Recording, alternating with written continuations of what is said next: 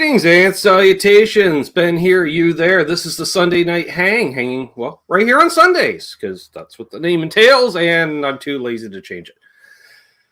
Tonight, it's going to be fun, folks. We're going to be talking amps, guitars, effects of a certain variety, especially. My friend Michael Toren returning. He's known, folks, for a connoisseur of tone or a hoarder of tone. I'm not sure which. It's like I got accused once of on pedal demos, Michael, of, oh, you're just like a shill. You love everything. I was like, no, I'm kind of easily impressed. That's how it works, right? But welcome back, my friend. Thank you for having me. There's so much good gear out there that it's hard to be critical. Well, it's hard to be overly critical about things, especially on pedals. There's such great. I mean, that's one place that I've stayed away from on purpose, because that would just be a giant pool to jump into with a ton of gear to get, and I would need twice the room. Even though they're small, there's a lot of them. There's that many more of them out there, right? Yeah, it's crazy. Wow, we've got a bunch of people in here already. Let's see. We've got Ferd Burfel, Marcia Murray, Paul McNary, and the Cats. Nice. Dastardly Dave, Elbars, Corey's Garden. Who else? Guitar Man 45. Good to see Bo in here. Ferd Burfel, Dastardly Dave, Hip Metalworks, Mr. Anderson 59. Great to see you, my friend. Wayne McConnell, BC Rich 581, Charles 75N, Absolute Mayhem, Symmetry. Bunch of great guys. Usual suspects in the community hanging out. Josh Tamberg, Billy Baloney, Dave Chase. Dave Chase dropped a line in a chat today, Mike. I loved it. He's like, oh yeah, saw the Stones in Moscow, front row. I was like, there's got to be more. You can't just say that in a chat and then just leave it at that. So I'm going to be grilling him the next. There's got to be a story. There has to be a great story with that. That's exactly. Not just a story, but a great story. Like, because it's the Stones in Moscow. I'm like, okay, sure. See everyone talking to Cherries. 3Gs here. JP Page 2, who was on last week with me. Always fun. Randy Upchurch. Great to see you. Go on down to the bottom here in case I missed anyone. Mark Taft in the house. Steve Rezer. I don't know. He's never corrected me. He seems pretty nice about it. Yeah, and others joining in. So if you have a question for either of us, you can @ question marks, stand out with the super chat. They do stand out. Believe they're big, they're colorful. I'm like, oh, there we are. So, and I'm just, I have a few questions, like, mainly related to rack mount gear, because I know of it. I've seen it. I love everyone had their little command centers on the back line back in the day, sometimes side stage, sometimes on stage, because they just want to show off. Now, barring the coolest piece of rack gear ever is the Korg rack mount tuner, because you can see it anywhere on stage, which is Yes. awesome. So barring that, do you have a cut above the rest favorite piece of rack gear? Ooh. There's stuff that I definitely play through a lot more than others. I'll say that. Mm-hmm. Like when I'm firing up the rack, usually I'm choosing Mesa Barba Nirvana. That's a great current and actually in current production rack preamp. It's either that, or if I want to do something clean, Groove Tubes Trio has got a great clean, and it's kind of a legendary piece. And then from there, it's probably PCM 42 delay. Mm-hmm. Maybe if I'm feeling a little adventurous, I'll get the Korg. What's SDD 3000 is the other great wonderful thing. That's got a specific preamp to it that makes it special. You don't really use it when you use somebody else's preamp in front of it. Mm-hmm. And then that's pretty much the go-to right off the gate. And then sadly, even though I've got this giant collection of gear, I don't get to play it that often. Work gets me a little too busy, and then there's just so much stuff to go through. So what's up, Laz? Yeah. Oh, am I cutting it out still? You know what? I was just thinking, you've got earbuds in. I can disable echo cancellation, and I think that might be what's going on. Yeah, no, I killed my monitors and everything, so I'm hearing the others. Yeah. Just give me a sec, folks. Let's do that and see what happens. Let's try it now. Perfect. And I'll just bump it up here. There we go. There. We'll see if that works, folks. Digitals. Come on. I'm an analog guy, but we try. Hey, analog is great. I prefer analog. There we go. Mayhem says sounds better already. There's Charles 75N tagging all the people, saying hello to. That's nice, Charles. I like that. Billy Baloney says, I remember when everyone used those Korg rack mount tuners. I wanted one for the longest time, but they were expensive. They went up and they stayed up, and they're so cool though. So cool. That's the one that had the needle that bounced back and forth, right? Yeah. Oh God. Yeah, that was the coolest thing. Yeah, it had to play through, so you could just leave it on all the time. Yeah. What's up, Blackjack Guitar? I think Symmetry and I were talking about one last night. A buddy of my bass player had one.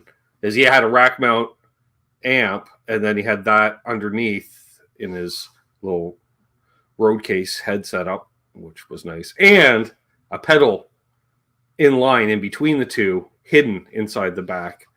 Oh. So nobody knew exactly what he's doing for a little extra grit. Yeah, honestly, Bo says Peterson strobe ones were expensive. Well, yeah, anything Peterson is easy. That's like precision. I don't know if I want to sound that good. I don't know. Kira Junk 35 is here. Great to see you. Yes, and for those who haven't seen it, we were talking about off air. Michael is the one and only owner of the rack mount Friedman IR-X. Should I grab it? It's right over there. Sure. I think it was just the funniest thing in the world. I just loved it. Absolutely love this thing, folks. The video, it's worth watching. It's start to finish. There it is. One of one. One of one. It is supremely light because there isn't much in the pedal, really. So there's actually room for one more. There it goes. Now it's broken. No, and now it's relic, so it's worth 10% more because that's how Friedman stuff works, right? Broken by me. Good thing I have a pad down here.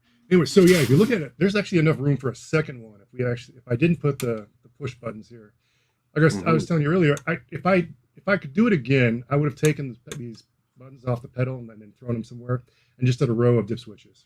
3 mini toggles. Right. And then that would be more than enough room to stick another one of these right next to it. Yep. Something really cool. And it's super, super light. My lovely sister Amanda in the house. Hey. See us there. Yeah, and it still sounds amazing, folks. That's the cool thing. And now, I don't know. I think Dave's forced to go into production now at this point. Some people in the comments are saying it sounded better than the pedal version. I don't know if that's possible, but it's possible. More retro somehow. I don't know.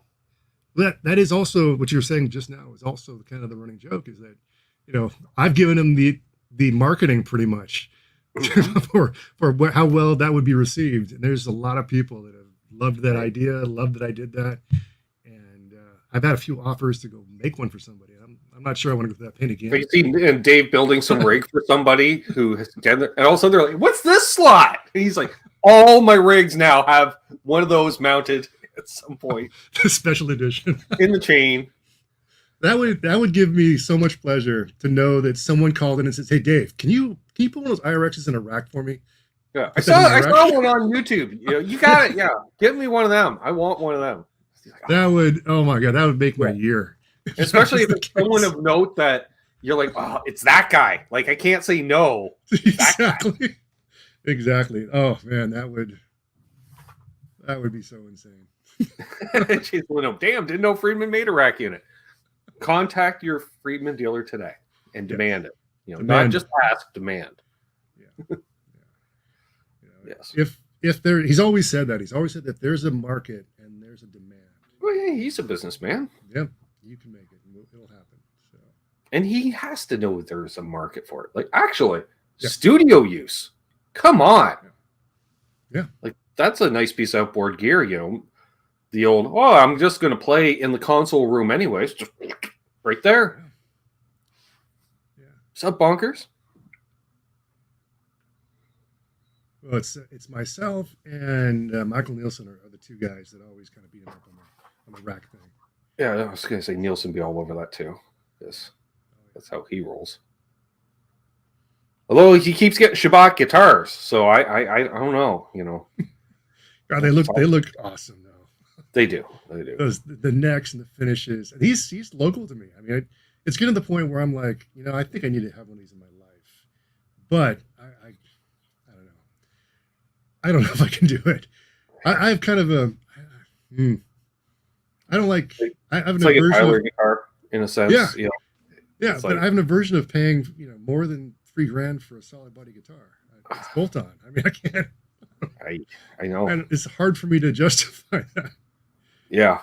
Like, was it? I found a Tyler retailer. I think there's one in Canada. He's 3 hours away from me, and I'm one of those guys. I want to play the guitar, but they retail for $7,000 plus Canadian, and I was just like, "That's a car."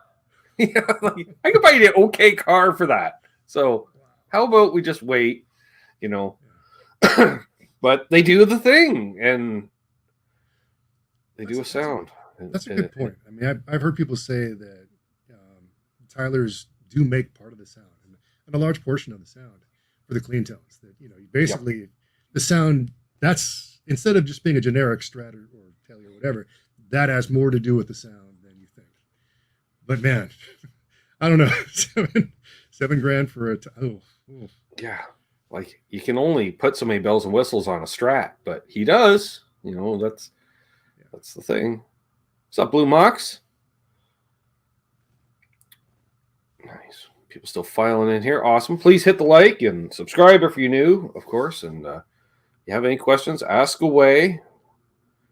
Hip asked, where was that? I saw it. Anybody remember the old Boss half-size rack effects units? What are the odds of doing the same thing, synergy style? That would be really cool. That would be really actually thinking about it.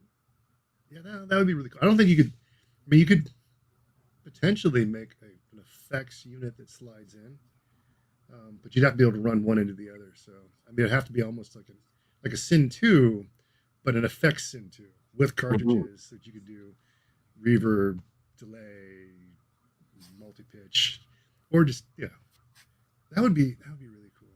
One thing I did a deep dive in, and I haven't got around to really making it into a video form, was the tube spring reverb thing. But for a spring reverb, you got to have enough space to stick, the tank. Yeah, I'm not sure you'd be able to pull that off with that tank. And that's the thing with spring reverbs. You go too small, they just sound cheaper and cheaper and cheaper. Like speaker size, you can play through a 6-inch speaker, but why? Yeah, and the movement of air too is the other thing too.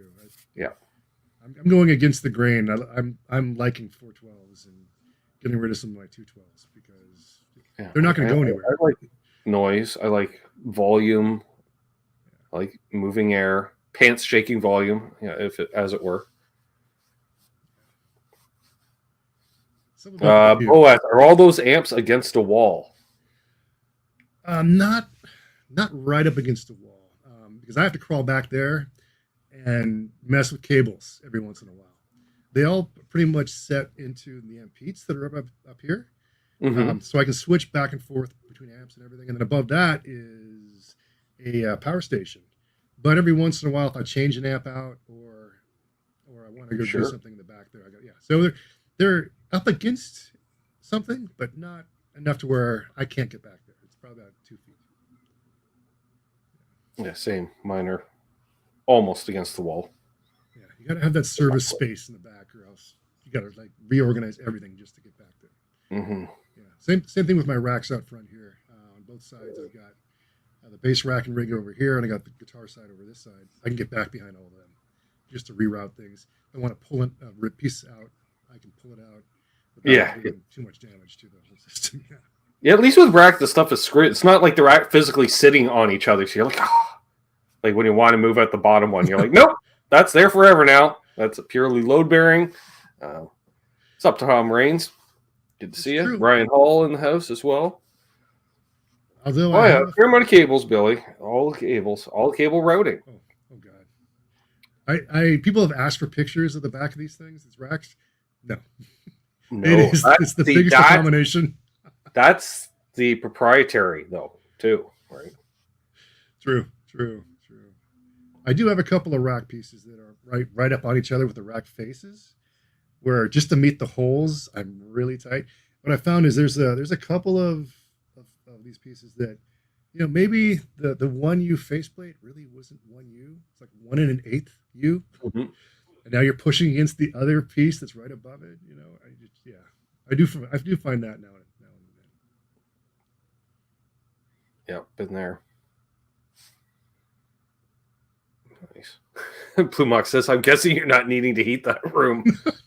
That's funny. Actually, not that it gets cold here, or at least relatively cold to the rest of the North America. Yeah, like easier. Talk to a Canadian. Yeah, I know. but there have been times when I've walked in and go, man, it's really cold. I should fire these racks up. And not long after, it's nice and toasty in here. There's tubes put off a lot of heat, and I don't feel too bad about that, because I do try to power everything up at least once a month, just to keep the caps going and keep things moving. I may not pass a huge amount of signal through everything, but I try to make sure that everything gets a little bit of love. Oh, excuse me. That's what, when I'm playing on a Monday night, I'll get down here. It's 66 degrees. Fire up the amps. Hour and a half, 2 hours later, by the end of the show, it's now 70 degrees in here, and it's great. Oh man, that's half the fun. It is. That's why we do that. Digital doesn't do that. Digital can't heat a room like that. No, if your digital's creating that much heat, you got some issues going on there. So there's probably smoke and fire. Yeah. What's up, Mr. Monk? Michelli, he says the plastic tabs for English muffins, bread, and potatoes make great cable markers. Sure. That's a good point. I do on the back of my rack. We don't mean to label the cables. We mean to. Yeah. I actually bought, I think on Amazon, they had cables that were color coded. So you've got reds and purples and blues. So I buy 2 packs. So that way I've got 2 blues. And that goes to a specific piece of gear. And that way I like that. Blue is this. And then inevitably you run out, and now you're mixing colors. You got 2 black ones. Okay, that's the black cable with the white sleeve and then you do that kind of thing. Yeah. Yep. Crazy. First world problems, folks. We love it, though. Love it. Yeah. All right. Yeah. So I have a question. So sitting next to me here, I'm doing some rearranging, and I just happen to have, what's this? A rack case. So, that's a good enough reason to build a unit of some kind, over time, looking for deals and stuff. You got to fill that thing. What would you recommend as your 3 bare, what's your good foundation for, in your opinion, a quality rack system? What are 3 foundational things that you would want to put in a rack? If I were to do it again, I'd probably start with a Syn 2. So that way you've got different preamp modules you can cycle through this thing. So your preamp portion is set. And there's a lot of great preamp modules out there. And they keep making more of them. In fact, if you looked at the NAMM show one, the one that was inside of the little lunchbox Synergy head was a Z. So there's another one we haven't seen yet. So that's right. That's out there. But I would do that. And then for an effects unit, it's really a question of whether you want to do a multi-effect, try to get it all under one box, or whether you want to actually go and do which I will say no to, because the whole point of racks is you have your delay, your chorus, your this, your there you go. No, I love that idea. So I would definitely go out there and I'd get underrated delay, and the one that I actually play through the most. You can still find them used. Is the Chandler digital delay. I can't remember the model name for it. It's basically a pedal in a rack form, but it's got a great delay to it and a bunch of different adjustments you can make to it. I would totally get one of those as my delay unit.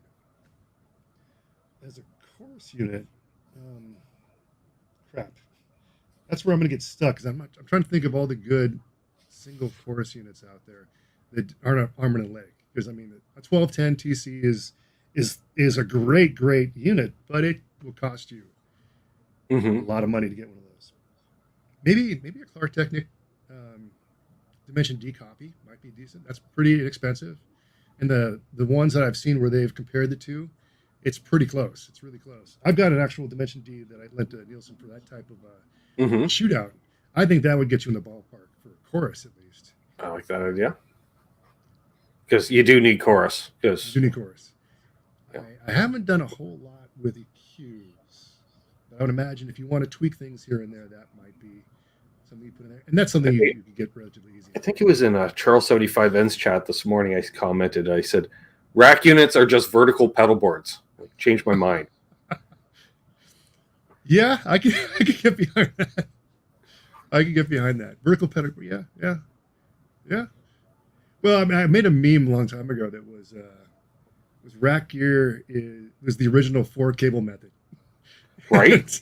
And, fight me with that. It was the same thing with the chair and the guy with the coffee mug and saying, change my mind. Exactly. And people actually fought back on that one. I'm like, really? Come on, it's... Yeah, because before that, we never really thought about signal routing. Yeah. Right? But it's like, well, I want these effects post-gain. I want these effects pre-gain. I want... Okay, and then what do we have? A pedal board, basically, a button with board with a bunch of buttons to control all the stuff on the floor in front of you. Oh yeah. That's the other thing, too, is... Are you gonna switch everything in and out with, say, a Voodoo Lab? Is this a set it and forget it, or do you want to actually be able to use it without having to walk over and reroute things through, patch bay or go to the back of the rack to do? Yeah, no, that's the other evil is you got to go in there and actually have some type of a switching system. Right. So and this is how guitar techs were invented. Right? Yeah. We didn't need techs when we were just plugging a guitar right into a Marshall stack and cranking the hell out of it. No, we had to get fancy. Yeah, I mean, think about what Hendrix was doing. He had basically non-master volume Marshalls with no effects loop, and then all the pedals on the floor going into that, and then we evolved since then. Through all this craziness. But now we're going back to having no effects loop, right? I mean, that's the other new thing is we're making amps with no. Is that just Dave's amp? The one that he showed it now. It was his 50-watt plexi that he's making, but no effects loop at all, just straight up amp. But I think the point there though is you're getting power tube distortion. You don't want to insert anything in between the preamp and the power amp to get that distortion you want. So I get it, but it's basically a one trick amp at that point.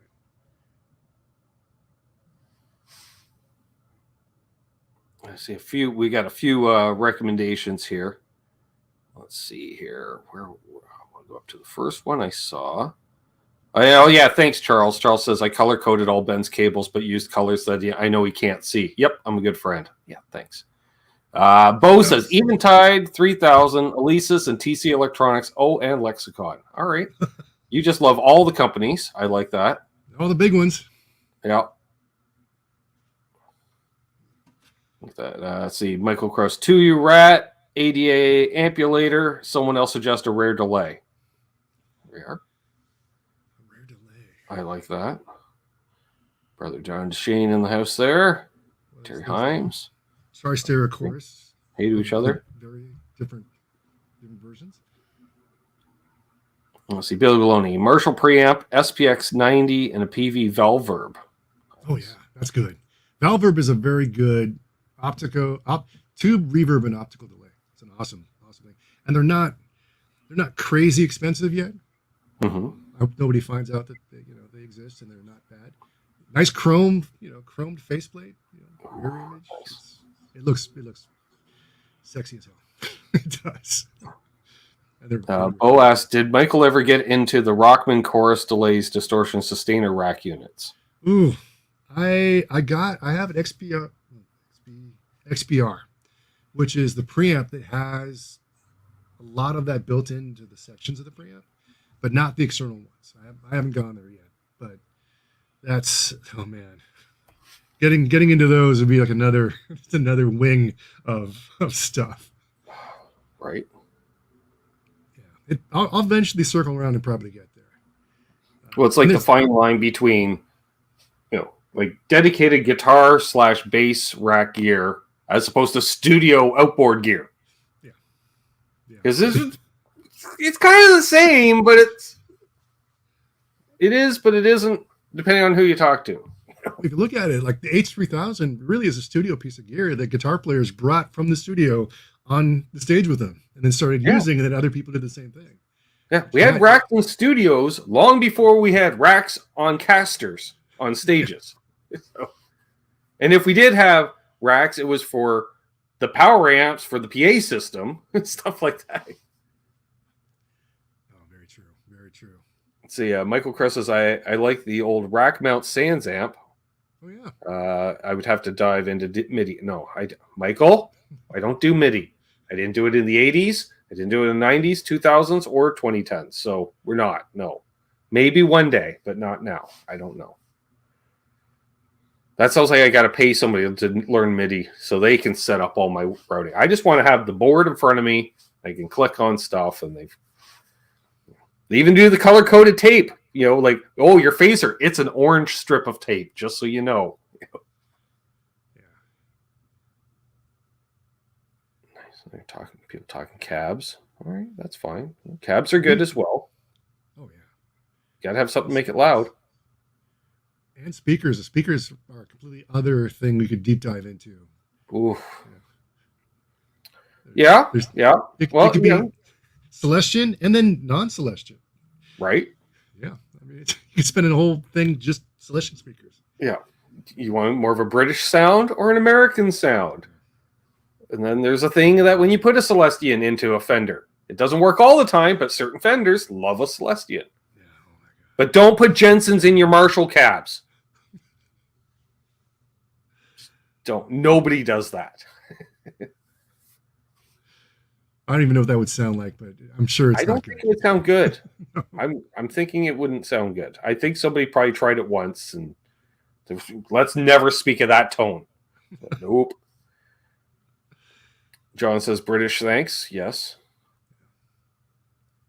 Well, yeah, you get into your greenbacks and V30 combos, or your blackbacks, or yep, your Alnicos, and all blues. kinds of. Alnico blues are great. Even actually, greenbacks and Alnico golds are pretty good too. Nice. I have a 212 back there that has those in it. That sounds pretty great. Actually, it's a blackback. It's a 72 blackback. You know, one thing I did make a run into. Mm-hmm. Some of these. Oh, some Fanes. Some old 70s Fanes. Okay. That's a whole other rabbit hole, right? It is. Really, I got it to go with, and you really can't see. Oh, other way. This guy down here, the high watt. Oh, yes. Okay. DR103 right there. That makes sense. Below that is the high watt cabinet. I actually didn't really bond with those. Either those are beyond their expiration date, or just not what I was looking for. I ended up getting the newer ones, the F70s, the new Fane F70s, and I'm putting in a quad in there, and it sounds wonderful. So nice. Yeah, sometimes you roll the dice when you buy speakers, especially if they're vintage speakers. You have no idea if they were abused or not, or whether they lived a happy life before they went out to you, or what it is. Nice. Laz asks, what about the re-release of the new 100 Celestian 30 watts? Oh. I haven't heard them myself, Laz. Me neither. That sounds I'd be curious. Like, I don't recall Celestian ever putting out an absolute crap speaker. Like, no one says, stay away from the whatever. All you hear is at most vintage 30s can be a little harsh. Okay, so can a Telecaster at stage volume, but we still love them. True. Very true. Dan of New Jersey in the house. Good to see you. All right. So, recommendation for a rack mount phaser, because I got to have a phaser in my rig. Ooh, phaser. And is there such a thing? I'm sure there is. Right. Is there a rack mount Phase 90, in which they literally just made it rack mount? They just rehoused it and charged $600 for it. One knob. One knob. It's funny. So when you say that, my mind immediately goes to my multi-effects, because I've got Phase 90s in the multi-effects. I do actually have a rack mount phaser. They didn't make very many, I don't think, because they're not part of like the top 10 rack effects No, that are out there. That's the absurdity of it. I love the idea. Yeah, I think Roland made a phaser, and it's probably the only one that made it into a rack. I've got the flanger right here, but I know they made a phaser. Okay. It was the same series that the Dimension D came out of, because they made a tape machine, they made a flanger, they made a phaser, they made a chorus. Well, the D is the chorus, and then they made a reverb too. I'm trying to think, but that's the only thing I can think of that actually was a dedicated, phaser unit. I think most of the companies didn't make one, so that's a good stumper right there, because I don't even remember a good dedicated one. At least says you'll need wheels for rolling this beast around. Who says it's leaving the studio, Lee? Yeah, it's totally not going anywhere. Yeah, no. I mean the big rack unit I got it's 3 rows of was it 52U? That whole thing was 275 pounds on the wheels before I loaded it. So with gear inside, it's probably pushing, I don't know, right, 1,000 pounds maybe. No way, not happening. But it is funny. We had a tremor about a month ago. I'm sitting in here, feeling the roll happening, and I'm watching the gear going, all right, is anybody going to fall? Is anybody going to fall? Do I need to run? Right.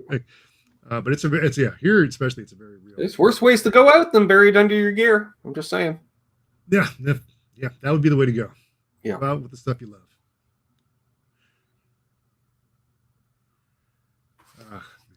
Let's see here. Michael Kress says, "Ma'am, phase 2 stereo analog phaser." Ooh, stereo too. Ooh. Yes, I had to Google it. I mean, thinking about it, how many classic songs featured a phaser? I mean, there's some out there, obviously. Van Halen used phasers too. When you think about it, I'm trying. Other than the ones he put out there, I can't really think about it. Phaser. Ace Frehley used a phaser. Okay. A few times, like Rocket Ride. Oh, come on now. I'm drawing a blank. I should know this. Gratuitous use of a phaser. Yeah, Eddie was the most gratuitous use of a phaser. Yeah. That's who I always... Oh, no, sorry. Waylon. Oh. Waylon Jennings for a decade or 2 or 3. He was an always on. His phaser was always on. Oh, wow. I was like, you're playing country. Don't care. It's always on. Don't care. Wow. So that was just his sound. His phaser. Yeah, that's cool. Yep, Telecaster with a phaser. Yeah. I add phaser to a lot of songs that probably don't need it, but then again, I have 2 phasers on my board, one pre-gain and one post-gain. So just in case. Because I don't run anything through an effects loop. I build my effects loop into the board. Oh, wow.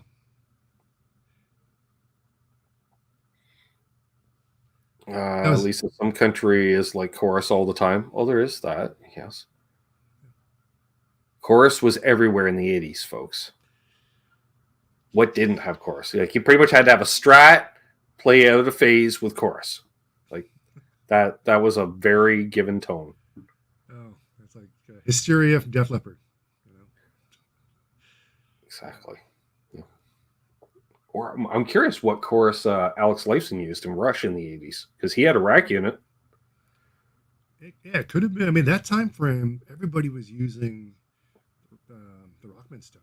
I mean, thinking of like It's Only Love, Bryan Adams. That's Rockman. Yeah, with chorus.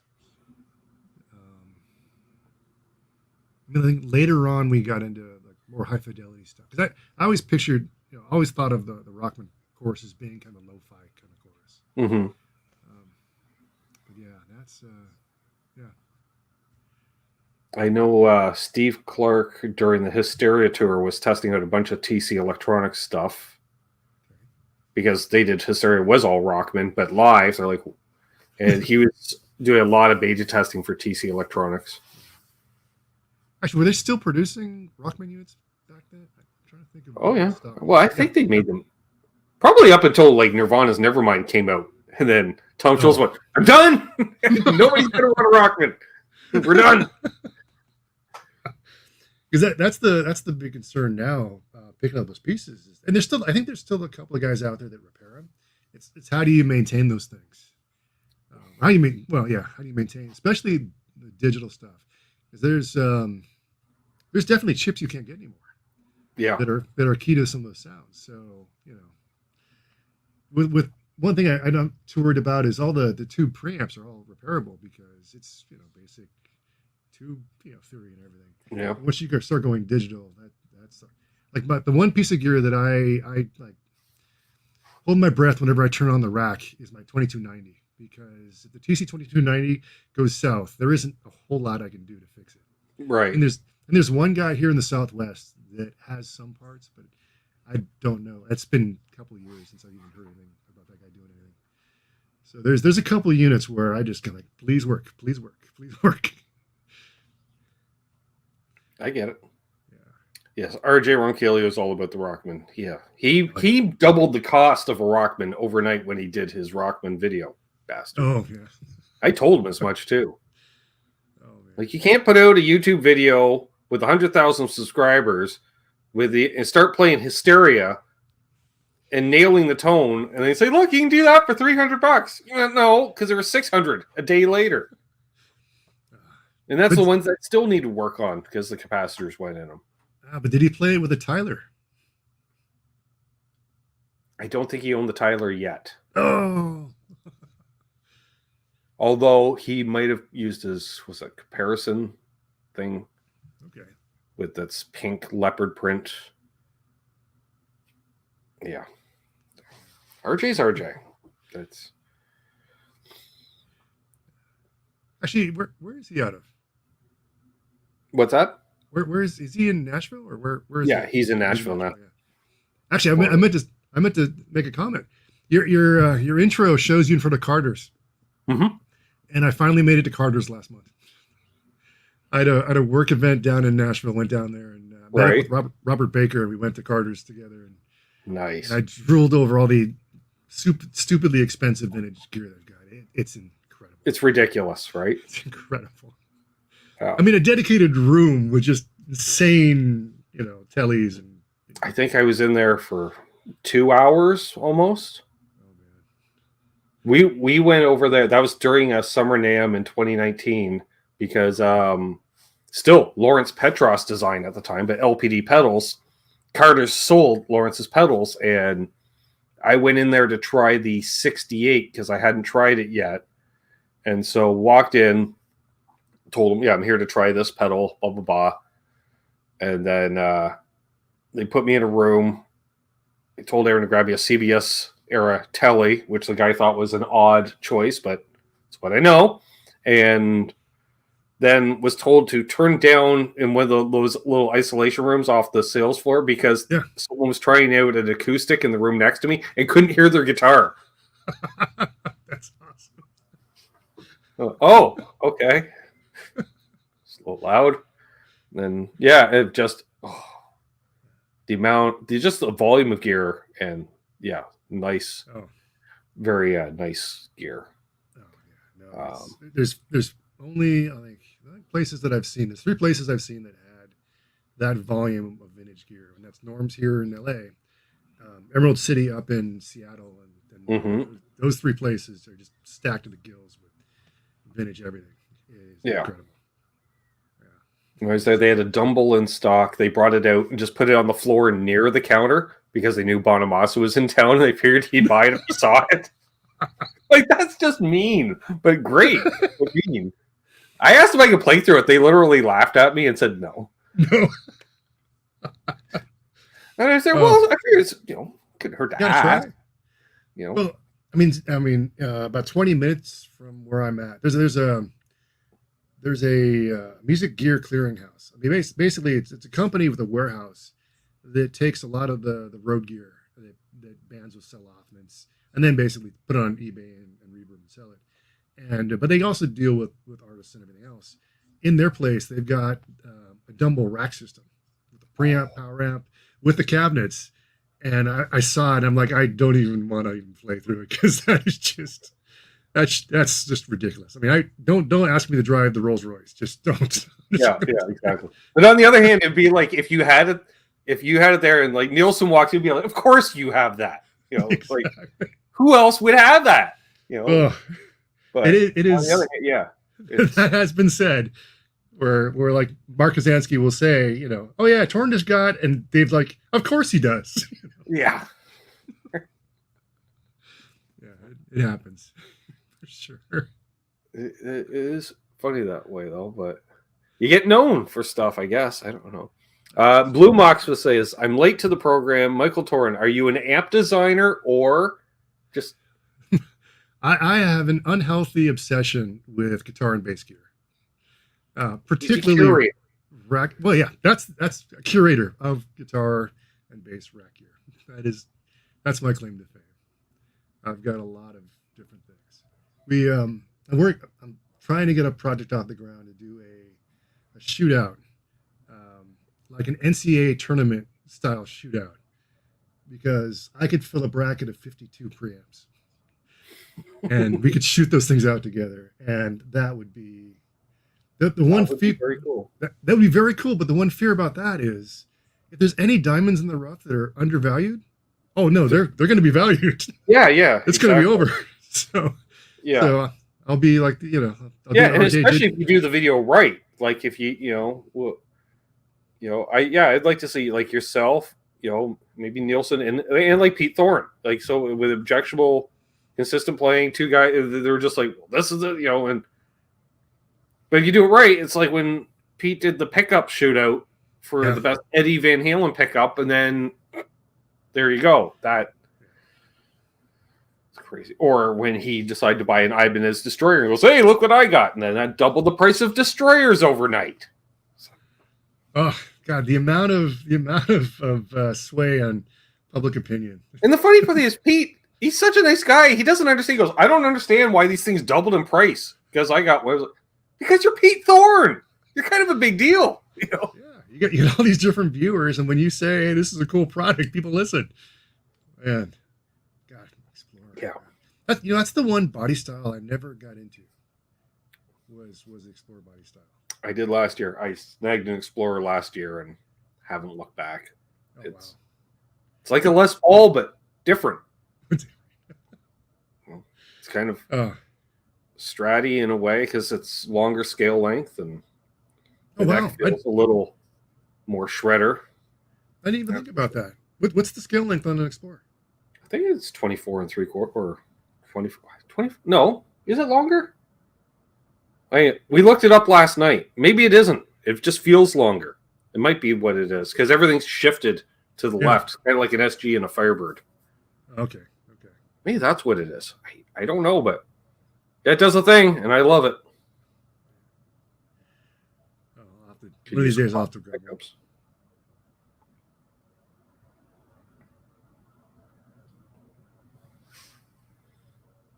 You ever mess around with the V?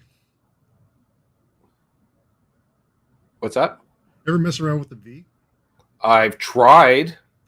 Can't do it unless I'm standing. Okay. So, Stealth Parrot says the Gibson Garage in London looks cool. I did not watch that video. I am okay if they do a thing on the scene, if it's like Rudy's or Norm's or so. But when you're doing your own, I'm like, that's just an infomercial for yourself. I'm good. Yeah, I didn't see that, but I do enjoy the scene normally. Yeah. Which they haven't done half the places in Nashville they could do. Oh, that's true. Like Carter's, like Runes, like Glazers.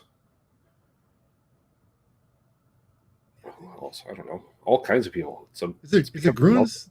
It's Grunes is the one that's right down the street from Carter's, right? I think so. Yeah. I haven't been there yet. Yeah. I got to get back to Nashville at some point. I haven't been there. It's a cool town. Oh yeah. Cool town. Yeah. We apparently did it the right way, according to RJ, because I was doing a NAMM vlog every day, and it ended up with me being absolutely 14 sheets of the wind by 2:30 in the afternoon on Broadway. Throwing up in public, perfect. And I put out the video, and I thought, I got to take that down. Companies aren't going to want to work with me after I put out the video. And then RJ saw it, and then he's like, that was awesome. You did it right. I was like, okay. I know I started at Tootsie's, and then it got a little foggy by the time I got to the other end, Broadway. So, yeah. Don't drink anymore, though. But. I think in this industry, you can get away with a lot. I mean, it's like for Tone Talk, the classic video that everybody loves is the one with Jakey Lee, which was off the rails and crazy. We all loved that video. That's the one. Yeah. I still remember that. You know, that was what? It was a Friday night, and then it was the following Tuesday. I want to say mid-afternoon. I was off work that day, and I was surfing Facebook, and all of a sudden, Blabbermouth came up with how they had picked it up, and I immediately grabbed the link and I sent it to Azanski. And I'm like, hey, Mark, you're famous. Check it out. He's like, holy crap. And they went from like 5,000 subs to 10,000 subs overnight. That was insane. Awesome. I was moderating that live chat, and I got to the point where I'm like, the chat was getting as rowdy as the show.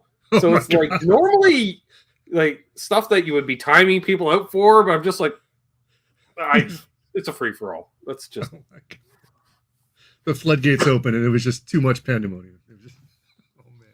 Yeah. Yeah. I remember like texting friends on site. Are you watching? Oh yeah, I'm glued. Like it's like we're never gonna see a better live stream ever. Nope. Oh yeah, that was so awesome. It was something. It was, and still referenced on a regular basis. Yeah, it will not be forgotten. Yep, it's a mile marker in YouTube guitar community folklore. Do you remember the time? And then people that join the community, they'll find about their. Why don't they do shows like that anymore? I remember because somebody asked that like one of the recent Tone Talks. Why don't you do shows like they're like because we can't go 4 hours drinking our asses off anymore. Like our livers can't handle it. I was like, yeah, they used to do a show once a month or so, you know, it's okay. Now they're doing like every couple of weeks. Like, you gotta ease it. Yeah. And sometimes during the day, some of the shows, like it's morning for Dave. So that's true. And you can't always find guests that are that entertaining and are willing to get down with you like that. Right. And say some pretty edgy things that well, yeah, especially in the PC world in many ways, but you know, we love Jake, but you know, here's a guy that lives outside of Vegas in a trailer. 0 fucks given. You know, he's like when there was the lull in the conversation, and when he's like, do you want to know what I really fucking think of Sharon Osbourne? I'm like, I think you already mentioned it just by that statement. You know. Oh man. It's like, okay. And then somebody brings somebody up and he's like, fuck that guy. I'm like, whoa. Exactly. Oh man. Yeah. Like, why? That's what we love. That's what we all love, though. We love the train wreck. Yeah. Basically, those are the conversations you have with guests off air. You know, those are off air conversations. What do you really think of this person? Yeah. Yes, Les, the Luke ones were pretty good too. Luke with his Irish goodbye. Well, my food's here. Oh. Click. Oh, that guy's hilarious. Yeah. Well, because Luke's still a full-blown rock star in that way. Like, you tell you, I haven't grocery shopped since the 70s. I'm like, we can tell, Luke. We can tell. Oh, but his sense of humor is incredible. You're not here to make fun of my tone art. No. This is, we love you. We love all your tones, Luke. Like, that's okay. You're in a safe space. It was similar, like, with this Beato interview. Oh, people always harp on me for my tone in the 80s. No, not here. Nope. No, we love you. We want to talk in depth about that. Yeah. We want to know what you did and what you used and everything. Please tell me, how much do you remember of this time of your life? I think somebody had made a comment that he's not really a gear guy. That he probably just plugged in, played his riff, and then that was what it was, and it was really that sounds good. Give me that. Yeah, exactly. One of those guys. Yeah. Oh man, you ever play one of his guitars? Any of the Music Man's? I think I did once. It was a lot of guitar. Oh really? Okay. Yeah, 'cause I can't do floating trems too well. Oh, So okay. because I like to palm mute, and it was really woo. Okay, like a Strat, you can kind of palm mute and get away with it. Yeah. But that thing, it was that was a Ferrari setup for speed. Okay. So that's as totally a lot of different. balls are in that respect. Yeah. Then it's not a guitar for me. I'm not that type of trim guy either. I look at him and I go, that's a gorgeous guitar. I wonder, but no, you confirmed that one for me. Unless they made a hardtail, which I don't think they'll ever make. Right. Yeah. But certain gear. It's like a few weeks ago there, Nielsen put out a video of a Bogner, not the last Bogner one, but the previous Bogner one. He just hit an E chord and went, that sounds like Jerry Cantrell. I need that in my life. And yes, damn it. And then so I started looking at Bogners, and that's like finding hen's teeth. Like first you got to find one, let alone for sale. So. No. But the last video it did, I mean, just that intro alone, I'm like, okay, that's hard to resist that amp. That's I'm like, oh great, now it's a versatile Bogner. Great. Yeah. Like it was bad enough when it was a one-trick pony that sounded amazing, but now you're versatility, great. Yeah. Do all those other things that we buy other amps for. Exactly. Yeah. Yeah. No, that. Oh man, makes it really difficult. Really difficult. As soon as I heard that tone, I went, oh, okay, that's what I'm missing from my life. Great. More gear. There's same with Mesa Boogies. I really want to get a Mesa Boogie of some kind. Like Symmetry and I were hanging out offline last night, and we're looking up. I'm like, do they make like a mini head of some kind, like an SLO 30 equivalent for a Mesa Boogie? And so we're looking around. He's like, I found this Mark V used for like thousands of dollars Canadian. I was like, oh, come on. Because there's like 2 Mesa dealers in Canada, so there's not a lot of that stuff out there. And he's always finding all the Mark stuff. I'm like, no, that's too complicated. I don't need a 14-channel, 5,000 option amp. I want like a dual rectifier or a triple. Small, but loud and saturated good. Just only has to do one trick. That's all I want it for. The one that actually, I have a couple of searches for Mesa gear. And the one that came up yesterday that I'm still on the fence, I shouldn't actually say this, I'm on the fence behind this thing, was a Mesa Boogie dual rectifier Blue Angel. So it's their take on a Fender-ish Voxes, because it's 6v6 power tubes with another, you could switch over to 4 EL84s. Ooh. But I mean, it's a somewhat uncommon, especially in head form, because I only buy heads. I don't do the combo thing. But I think it was like 1,100 US, but very simple with reverb, single channel, 2 power sections, but and I was like, God, that looks really cool. And Lee says he's got a mini rectifier 25 water. Oh. That's what I'm looking for, something like that. Yeah, something small. Yeah. So got a few cabs, and that's what I'd like to do, rather than get out of combo amps and get into heads with a few cabs. Yeah, it makes it really modular, so you can really change different speakers without having to do a whole lot of work. Mm-hmm. Yeah, that's why I unless I really want that amp, head only, no combo. Stealth Parrot says, who was just talking about getting a Mark IV? Was it RJ? Had one when he was a kid, sold it, and got the itch again. Yes, he's got Mark VII now, I believe. Oh wow! That has the Mark IV option built right into it, ironically enough, so he can revisit his childhood. What's up, Preston? Good to see you. Yeah, RJ, who, like, I'm gonna say the opposite of ego. Like, he's on here a couple weeks ago, and I was talking about wiggle sticks, doing all the Floyd Rose tricks and stuff. He goes, I can't do any of that stuff. It's like 2 days later, 3 days, because Wednesday, 3 days later, he puts out an SBS guitar demo, one of the Steve Brown guitars, and he's doing all the Floyd Rose tricks. I'm like, where'd you learn those in 3 days, RJ? Like, come on, you know. And then he was on here and he was talking. He's like, I need a metal guitar. I don't have a real metal guitar. I got this. I want this. So he went out and bought a Solar Explorer shaped Solar from Ola and loves that. And it's like, okay, sure. I think he's having a midlife crisis. Mesa Boogie, Solar Explorer, going out on tour with Corey Taylor. I don't know. Sounds like a midlife crisis to me. That's awesome.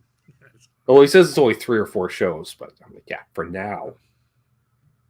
I think he's using an excuse just to tour Japan. So, well, if you look back here, what I'm missing is a boogie. I don't have any boogies up here. I've got the rack units. I've got all the preamps and most of the power amps, but not a head. And I've resisted thus far. But people have said Mark 7. People have said, I think Leon Todd told me that to get a Rev G dual rectifier from the 90s would be, that sound. But just, yeah, that's something in the wings that I'm waiting. Yeah, we won't talk about the blue hair, Billy. Or what do you say? It wasn't teal. It was something like that. I don't know. Yeah. Michael or Hip Mowers, thoughts on Rev Gear asking for a friend? I actually have not tried any of the Rev Gear. I really should try it though. Actually, do they? I tried a couple of them at a NAMM show. I couldn't tell you which one it was. Like, it was a higher gain. So I'm like, okay. And I kind of moved on. Unbelievable says, missing a Soldano. Also true. Well, actually, yeah, covered on the rack side, but not as an amp. I'm really secretly waiting for Michael Nielsen to get tired of his Soldano, his SLO, and then buying his. That's really what it's going to be. I think that's a fine idea. Because especially you can say, oh, you can still visit it and borrow it or whatever. Yeah, there it is, you know. There's a couple of things that I've been able to do that with, actually.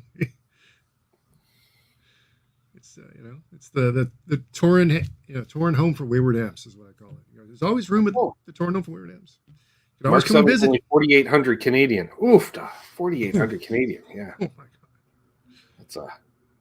That's a lot. Yeah, Preston says he has a Jet City JCA 22H. It's a decent 20-watt tube head. Nice. I've heard those are actually pretty moddable too. Jet City. I've never heard a bad thing about Jet City stuff. Yeah. They do have the Mini and a Soldano. Yes. Unbelievable. Just recently got the SLO 30 and is completely in love with it. So I go back and forth, either buying a vintage one or buy the new one. And I hear people say both sides. It's, no, you want to buy the one with the DeYoung transformers and the old stuff. And then I hear, no, it doesn't get any better. Buy the new stuff because you've got effects loops and those will be better than the old version. Plus, and they've been refined. Yeah, sure. DC heaters and a lot of good stuff. So I'm kind of on the fence on that one too. But I'd really like to get an early '90s one. I've only ever played through one Soldano, and that was the one that he built for SRV that he had at the NAMM show one year. Oh, yeah, I remember that.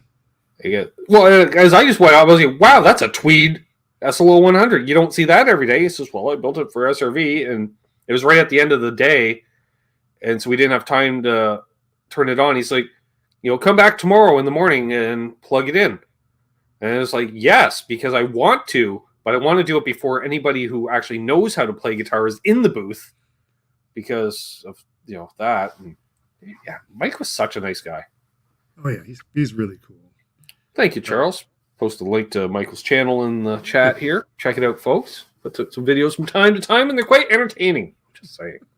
I try to be entertaining. I try to throw a lot of references in there. That last one, actually, there was a guy in the comments that got it.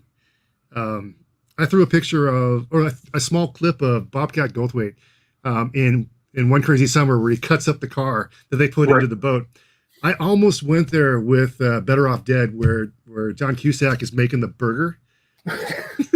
And he's bringing it up to get hit by lightning, do the Frankenstein. I was going to do something similar to that with the IR-X when I put it in the rack for him. I just couldn't. I was trying to see if I could squeeze this thing in there. But somebody got the idea because I used the Everybody Wants Some, which is It's the song when he's in that scene where he's doing that. And, yeah, that was, there was a little bit of inspiration with that one.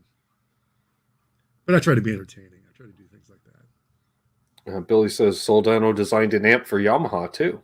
That would be. Yeah, it was a TH. What was it, 800? I'm trying to remember the model number. But it was a rack. It was a rack amp too. So it was really. Ooh. Good. Yeah. Sounds like another one to put on the wish list. I'm just saying. Like, what's the big deal? You got a Yamaha. Yeah, but it's not just any Yamaha. Let me just tell you, folks. Oh, okay. That's the Soldano Yamaha. The more you know, folks, the more you know. Yeah. Love it. Love it. There's so much cool gear out there. Well, we're going to go a little while longer here, folks. And also a reminder, tomorrow night I'll be back with Connects with Guitars, where I'll be playing music. Not playing it badly. We're just trying to avoid copyright. Yes, let's go with that. Also, everyone's favorite segment, bad album covers. They're real. Whew. And then, of course, live Q&A, and I don't know, much more. We'll go with that. I don't know. And then a couple demos coming out this week of an Epiphone and a Fender of some kind. I don't know. A Strat? Sure. Let's go with that. An HSS Strat. Haha. There you go. Of some kind. In British Racing green. I remember that. It was green. Oh, I got to catch the bad album covers. That sounds hilarious. The religious ones are the particular ones, you know. There's been some really bad ones. Like or it could be the before and after the censorship version. You know. Yeah. What was it? The one that comes to mind is the Poison one, where you got the tongue and then you don't have the tongue. Right. And actually, it's funny. What I was, it's so down in the States they made the change, but in Canada they didn't have. They had the original, right? Right. Yeah, I remember going up and visiting a family up in Vancouver and buying the original one, taking it down and showing my friends and go, "Look, I got the real one." Yeah. Not telling you. What's like. Even like songs played on the radio. We didn't have radio edit versions for the most part because you can swear in songs on the radio in Canada because it's considered art. Which that's awesome. I didn't believe that because I'd heard radio edits on the radio, and then our band was doing a live performance on a radio station, and I'm like, so like I can drop an F-bomb on the radio as long as it's in a lyric of a song. He's like, yeah. So we actually had a song called F You, and the chorus was just fuck you. And we're like, well, that's the next song we're playing on the radio, folks.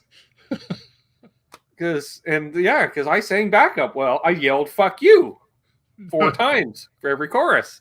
Oh, that's awesome. Yeah. That's so awesome. And I just remember we were just all grinning like 6-year-olds. We're like, we're swearing on the radio. That was, yeah. That was worth the sub-zero, because I was up in Ottawa. We went to load in. It was like 0 Fahrenheit for load in. It was ridiculously cold. Like, I remember I went to light a cigarette because I was trying to quit smoking. I started vaping, but it was too cold for my vape to actually work.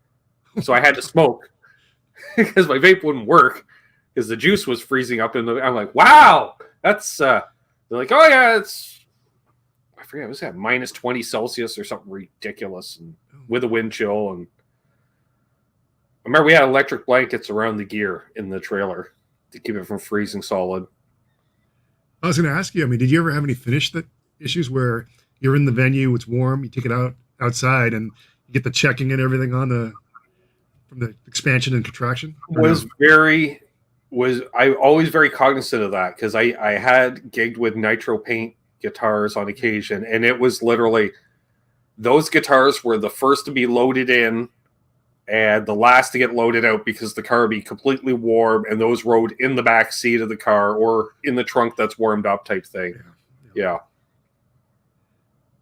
In those days, like, you know, if it's super cold, if you're playing anywhere near a door and someone opens that door while you're playing, your guitar goes completely out of tune. You're like, oh, thanks, you know, fuckers. Can wait to go out for a dart at the end of the song. Sup, Scott Nixon and Clem. Not the Headstones cover, no. This was an original song that we wrote, which is just the letter F and the letter U. And it was pretty obvious what the song was about. I think it was one of our exes, I'm going to say. I'm positive on that.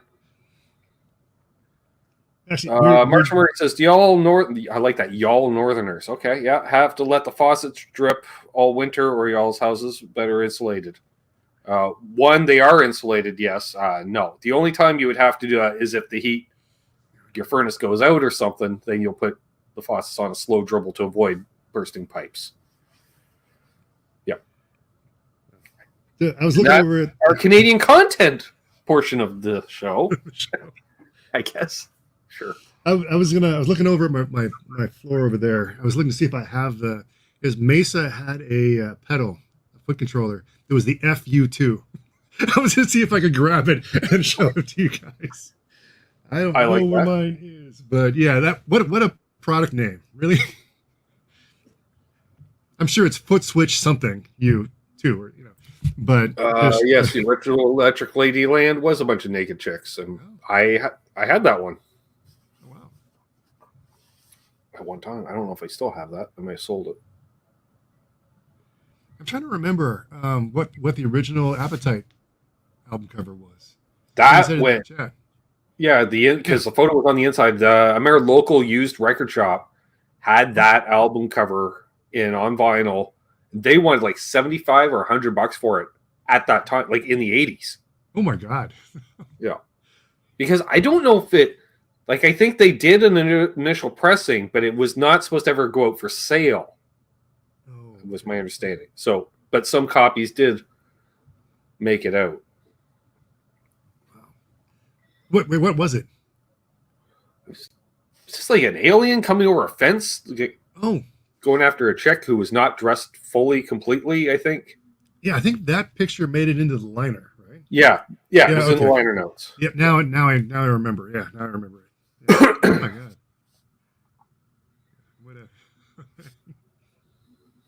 Which they probably spent a bunch of money hiring some artist to make that picture, and they're like, cool! We don't have any money left, but we got this cool picture. Put it on the album. They're like, nope, can't use it. Dang it! I don't know. Take a photo of Axel's tattoo. Put that on. Put it on there. What was the Spinal Tap one? Smell the glove. Smell the glove. We're not really forcing her to smell it. She's wearing a collar on a leash. Well, yes, but we're not forcing her to smell it. Well, then there was the one Beatles one where they're like chopping up babies on the butcher's block. Like, how was that? Like, oh my God. And and things were much more censored back then too. That's like, ooh. Oh yeah. And then somebody got a great idea to put a little advisory note in there that just made albums sell even more. So I mean, yeah, just buy me. Exactly. Yeah. Your parents will hate this. Buy it now. Yeah. I don't know what they sound like, but I'm sure my parents are going to hate it. Perfect. Thank you, Tipper Gore. Exactly. Wonderful times. Yeah. Fun times. And a lot of rock mounting gear was used when they started putting out those parental advisories. That is true. That was probably the heyday. Right before it all imploded. Yeah, the grunge hit, and everybody went back to combos and pedals and solos. Yeah. And what do you do when you're like right on the brink, like you're, say, Jerry Cantrell, who probably had a bit of a rack system going with the Bogners and this and that. He's like, hey, this is my tone. This is my thing. Well, like, no, easy. We're already from Seattle. I'm grandfathered in. Actually, yeah. What did he use in between? He went from using Bogner fishes with various different power amps, and I think he went right to Bogner heads at that point, right? Mm-hmm. And then went from there to Friedman. So but I don't think there's a whole lot of rack mount gear being used by him these days, unfortunately. No. Half the time, probably there's like a wireless system in there and a couple amps. Oh man! Actually, the sad thing about it, I've seen them probably 3 or 4 times recently, and there's no amps on stage anymore. They're off stage now, and then the cabinets are somewhere else getting mic'd, and it's it's kind of sad. I mean, it's see now I can personally blame Alice in Chains for a good portion of my tinnitus because I saw them on their first headlining tour, fall of '92. oh wow, And they had the big PA system in the smaller venue. And I was like, wow, they're really loud. I wish I understood what Lane was singing. And then I plugged my ears because I didn't have any hearing protection. And then I understood the lyrics to the songs. I went, wow, this is really overloading my ears. oh yeah. I took the next day off work, but got called into work at a takeout restaurant. Very small little takeout. Small counter. I'm working the front, cooks in the back. I'm trying to take orders, and I'm seeing lips moving, and the cook could hear over the sound of the fryers and everything else the order before I could write it down. He's like, "Yeah, I'm already hearing them. But you don't need to be. You're deaf. You're clearly deaf." And after a couple of days, it went down, but I've had tinnitus 24/7 ever since that concert. Ooh. So you can blame him directly, but it sounded awesome. I didn't. Jerry's tone was on point. Lane was a dick, but Jerry's tone was on point. Really? Oh man. Yeah. Was that was Mike Starr still as the bass player, or did he already change over to? It was right before Mike Starr left. I remember because it was right at the time when they started putting barriers at shows because of stage diving, and they didn't have them there yet. But the stage was a good 4+ feet high, so you didn't really need it. But no, it couldn't have been that high because my buddy Frank got down front and he turned his head fast to go wave, and he had hair just like Chris Cornell's long hair, kind of curly long hair. And when he turned, his hair got caught in Mike's bass strings. So he's like, oh shit, like I got it. And Mike is giving him the benefit, like it was like a car wreck. It was also like you can tell he's like, all right, dude, like get your hair out of me straight, and then finally just grabbed his hair. Yanked it out. You're just like, wow, that just happened. Huh. That's not every day. Frank comes back. Awesome. I was up top with his girlfriend because he's like, come on down the mosh pit. I'm like, no, I just saw you get your hair tangled in Mike's face. I have no desire to do that. Even at 18, 19 years old, I was like, no, I'm too old for that shit. It's an experience for sure. But yeah, once you do it a couple times, like, you know what, I'm good. I don't need to get punched or kicked or fall on the ground or get crushed by something. It's just, and I'm a big dude, and I'm like, nah, I'm not feeling it. Sorry. Yeah.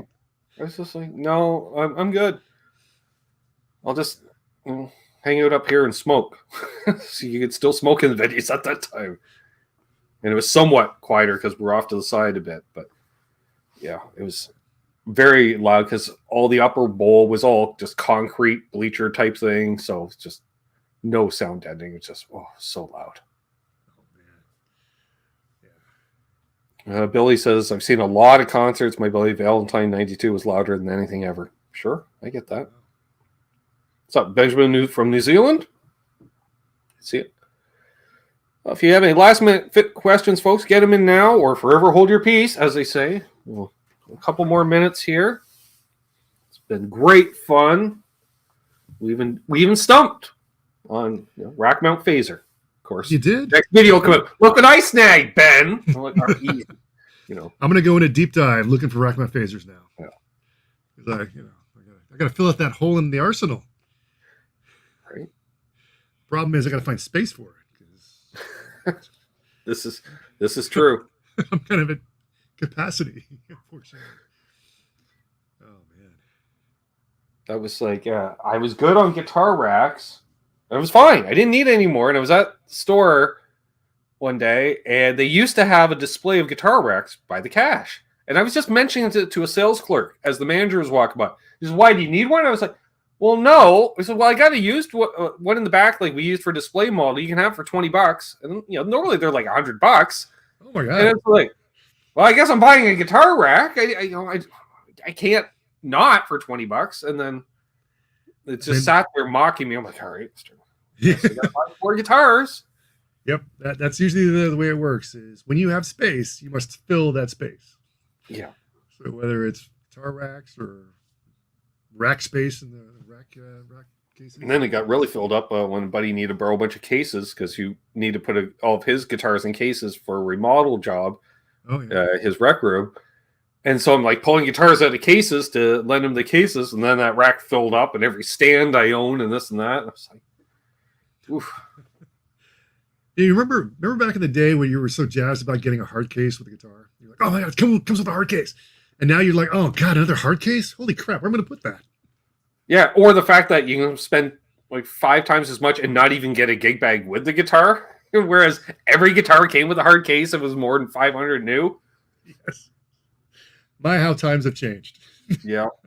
And hard cases were $150 30 years ago, and they're $150 now. It's like they haven't gone up in price. Figure that out. That's a good point. That's a really good point. As guitars have gotten, even the import ones have gotten cases to the same. Yeah. But yeah, it's true. It gets to the point where you like to have a case for it in case you want to take it somewhere, but it gets to the point where, like in one band, I played nothing but Les Pauls, so I had 3 or 4 Les Pauls at any given time, and taking 2 to 3 to a show, so it's a whole rack of them. And then I got into Tellys, so I had a whole bunch of Fender cases, and because you got to take a backup, and alternate tuning too. All right, well that's a third guitar. And, yeah. Oh, I do acoustic 1 song a night. Great. Now I got to take an acoustic for 1 song a night because that's what we did on the recording. And I'm that anal that I got to reproduce it live. Yeah. Couldn't do the piezo pickup, which it doesn't. Have you found one that actually sounds like an acoustic? Yeah. What I don't understand is, like I went through last year about 3 months straight of demoing acoustics. Why, considering the amount of people that buy an acoustic that gig versus just buy it for home use, like I'm thinking it's going to be a turnover. Maybe 3% of acoustic players actually gig with it. Why do they all come with electronics then? Nobody's using that. Most of the people, they're using the tuner. That's all they're using. That there's never a cable plugged into that thing. But it's got to be all marketing. It's always brand A and brand B. The demos. I'm not plugging it in because it's either going to sound like a Fishman or it's going to sound like the other one. They all sound the same once you plug them in. Yeah.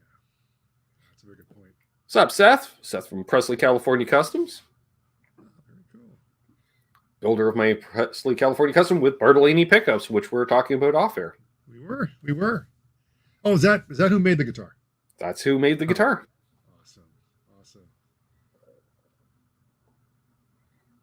Awesome. Preston says, I want to get an acoustic with a preamp for reasons. Yeah, just don't forget and leave your guitar plugged in. The amount of times I would do that playing an acoustic gig. Like, oh, great. Now I need 2 more batteries because I left the cable plugged in during the set break. And hopefully those batteries are accessible without going through the sound hole. Yeah, it was a little eject thing. Ejected, yeah. They've 32s. So then it's like, oh, great. I don't have any spares. Well, you got a snark? Perfect. Well, I'll use one of them, and I'm just going to suck all the juice out of that one. Oh, man. Yeah. Actually, they use the small coin cell batteries now? Oh, yeah. Man. I'm so behind on that. At least mine did at that time. That was an Epiphone acoustic. Jumbo body. Yeah. Wow. Which I actually liked it because it had the piezo under the bridge and then a magnetic pickup right at the end of the fretboard. And you could blend between the two and oh man, that you get some really nice tones. Mark Taft in the chat now owns that guitar. What's really surprising is how early on they made those electric pickups on the acoustics. When I was at one of those places in Nashville, they had 3 or 4 of them. And I was looking at them and going, wait, that acoustic, really? It's got to be modified. And looking at the tag, no, all original. And it had a neck pickup and had pots and controls on the acoustic. And I'm like, wow, that's crazy. I know. But thinking about it, it makes sense. You're going to electrify, But wow, it just, wow. So that's what kept Takamine in business in the 80s because they were the first to mass produce electrified acoustics. Oh, wow. Okay. Yeah, I remember. They were big. Which, if you want that completely scooped sound, there you go. Get a Takamine, folks. On that note, we'll wrap things up. Hold the line here, Michael. This has been great having you on. We'll definitely do it again because it's fun. And that's why we do it, folks. It's fun. Thank you for having me. It's a great hang. Yeah. So once again, folks, I'll be back tomorrow night. So if you hold the line here, hold those doors open. Let I don't know, Ryan Hall heading in traffic because he's on his way to visit his mom, probably. There we go. Be good to each other. And of course, don't litter. Because only dicks litter.